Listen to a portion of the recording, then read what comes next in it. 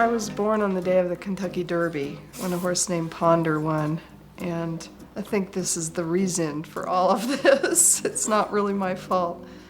The first thing that I saw in my life that I remembered looking important and wonderful was a horse. I was just moved by them in a non-rational, passionate way before I even had words to describe it.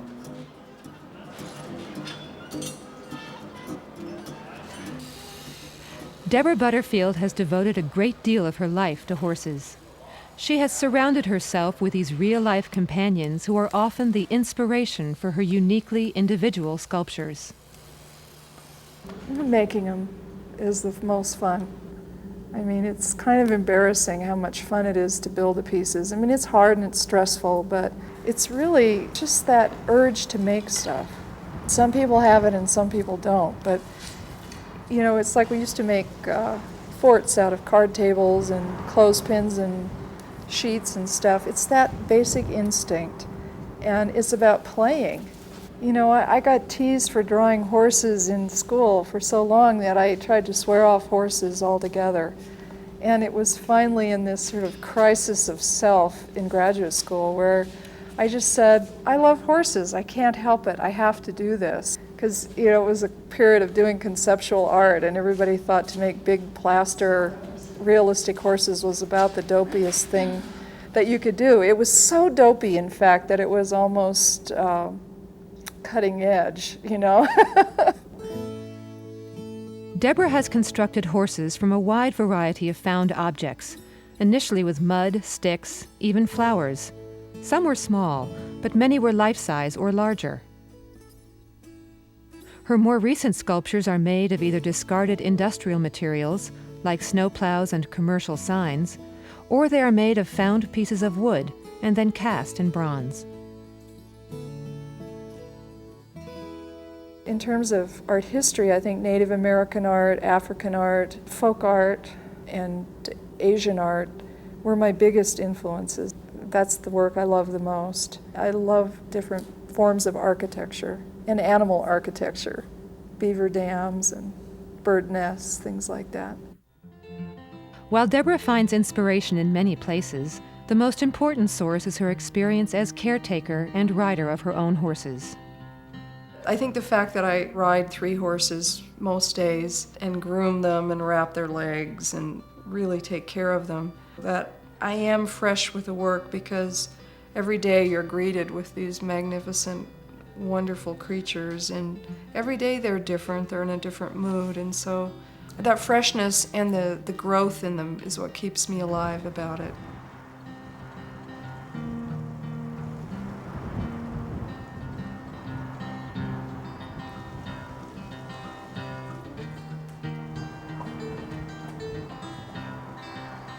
I try to ride dressage. Dressage is a training process whereby you gymnasticize the horse so that they respond to the most subtle of cues and invitations. And I think metaphorically this works in my art too. My art is not symmetrical in a literal sense, but I seek that kind of balance. You know, that fleeting moment of, wow, yes, it's perfect. And then it's gone, and you have to do it again. You can't ever rest on your laurels because it's like life, you know. You might have a fabulous day, but you still have to get up the next morning and do it again. I guess for me, the writing and especially going in the studio are very much tied into that process of trying to achieve a momentary perfection and then trying to do it again. I was having a hard time making this reclining horse because it was laying on its left elbow, and I always sleep on my right side, and so I was having a hard time to internalize her posture because it's not the side I would like to lay down on. It's not like I'm standing like a horse and rearing, but I feel the weight, the gesture in my own body, and so you do become part of the horse yourself.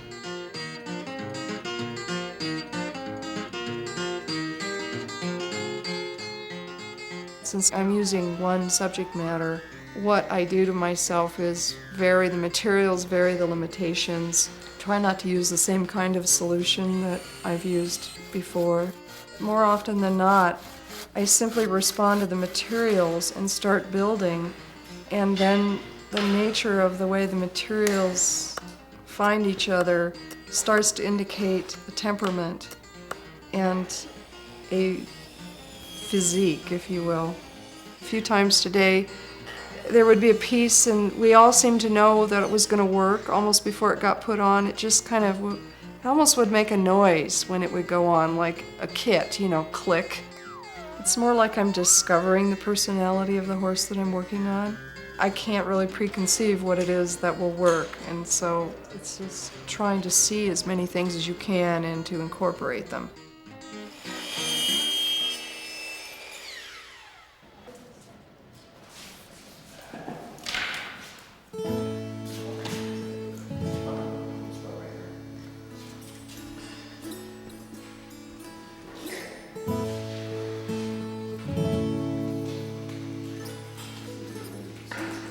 But I believe that the form itself is evocative and inviting in some maybe archetypal, subconscious way. You know, the history of the world was determined by whomever had the best horses, or horses at all. So probably in our collective unconscious, we know that this creature has been really incredibly important to us. But Horses aren't just horses. They go in and out of being more horse and less horse. There's still that rectangular shape that's their body that's suspended on these legs and is personified by a neck and a head. But really, for me, it's like doing abstract paintings within that framework. And the meaning of actual horses changes with me every day. I'm engaged in teaching them and conversing with them. And so it's a dialogue that is very real for me. And it's almost about presenting information to another species, not just horse training. I mean, I in no way could be a professional horse trainer. This is more of a dialogue with a friend.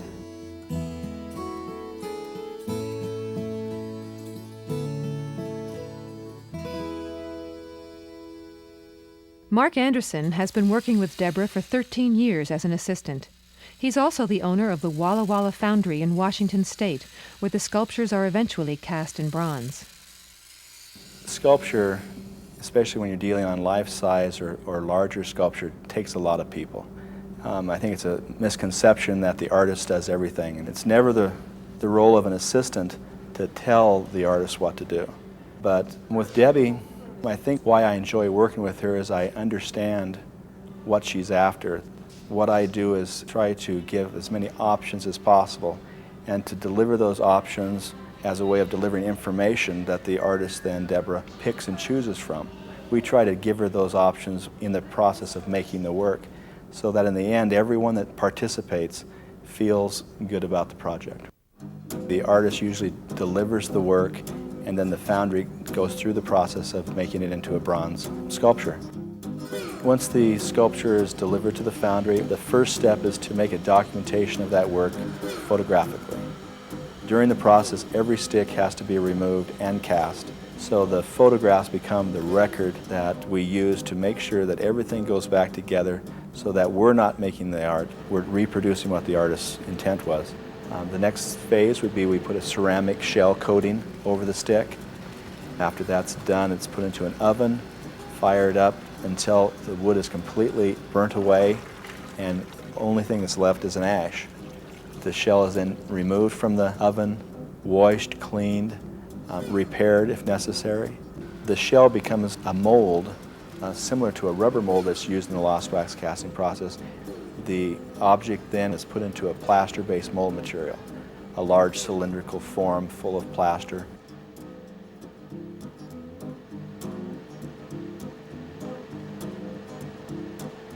Next, a wax gating system is applied.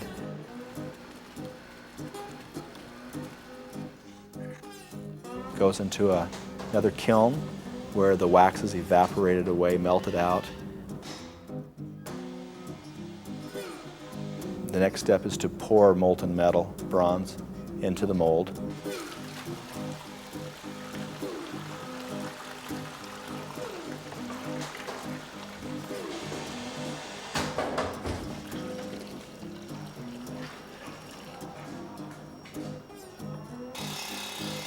Once it solidifies, we break open the mold is lost, and a rough casting is taken out. The casting is then cleaned, the parts welded back together. Once that's done, then we can start the assembly process of reconstructing the sculpture from the photographs. Once the horse is reconstructed, Deborah goes to the foundry to apply the patina, or finish, to give the sculpture the look of wood. Bronze is a really dynamic metal. It really seeks to bind with oxygen, I guess, and to change. It always wants to turn green. So nothing you do with bronze is ever really permanent. Usually one of the assistants will heat the whole horse up and spray it with a mixture of these patinas just to get a base color on it.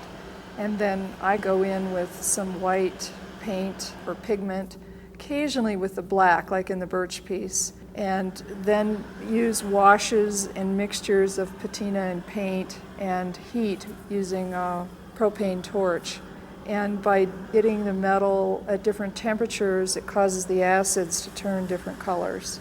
Often in the natural material, the color will be so perfect. That was how I would patina it. And then sometimes I'll be patinaing and it doesn't work, and I'll have to go completely the opposite direction. So I'd say about half the time it's something that I plan, and about the other half, it will tell me, no, I don't want to be this color.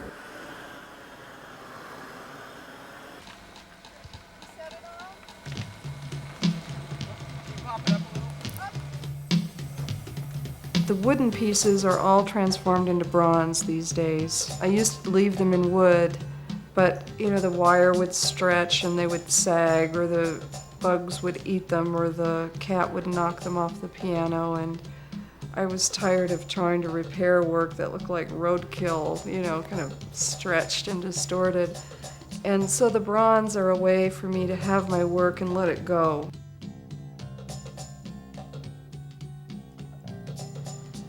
The 3 Denver Art Museum horses were transported by truck from the foundry in Washington State to Denver. This sunken outdoor courtyard will be their new home.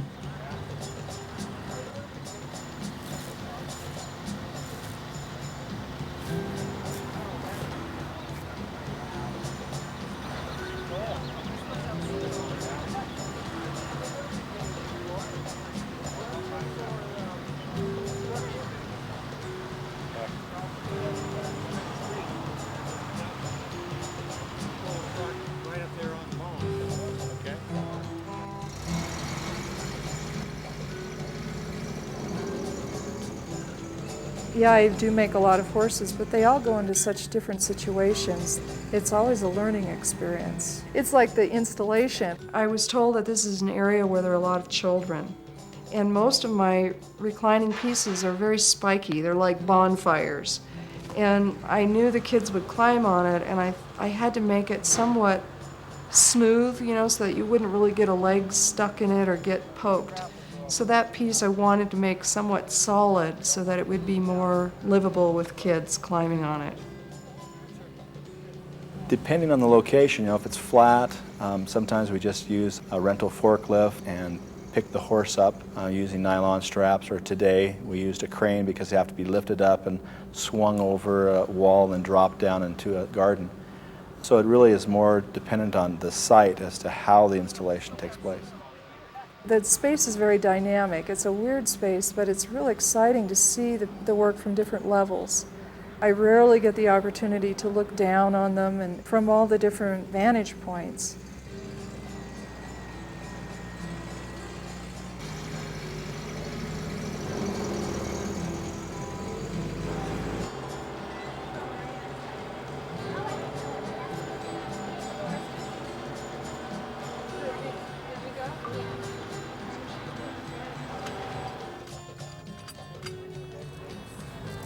This one? Want to take it up? All right. Yep. Probably right over here would be fine. They probably want those just right at dirt level, because the grass will grow up around them. For me, it was like new technology. Basically a screw and an apparatus took a 6-foot long steel post and screwed it into the ground. And then the horses were attached to a stainless steel riser which was welded onto the steel pier. which was very precise and did a really excellent job of securing the work where it needed to go.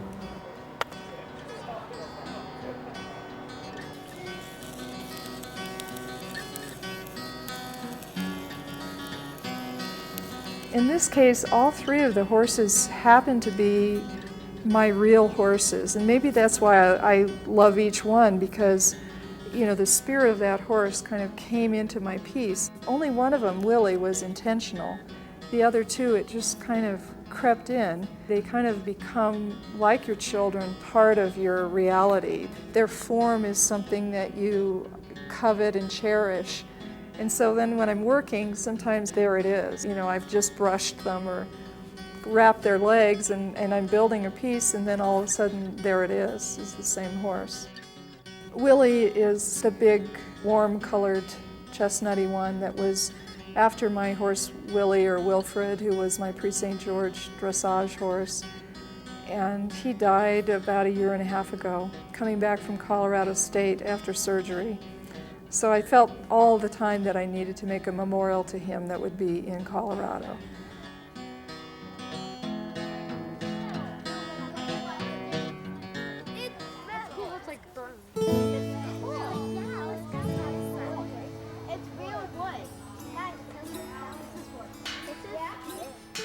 When you stand next, especially to one of the big horses, I feel kind of a tingle in my skin. I mean, there's kind of a physical presence that you actually apprehend through your skin, not necessarily through your brain and your rational thought process. And I guess my hope is that people will feel that and somehow will be invited to inhabit the work. It's actually the making of the work that is really the most important part. Then after the work is made, the dialogue is for somebody else to have. The viewer ends up completing the work with their own dialogue, with a piece. And so I feel that horses and art, literature, music, these are the extensions of this dialogue. I can put out my dialogue and you can carry it on.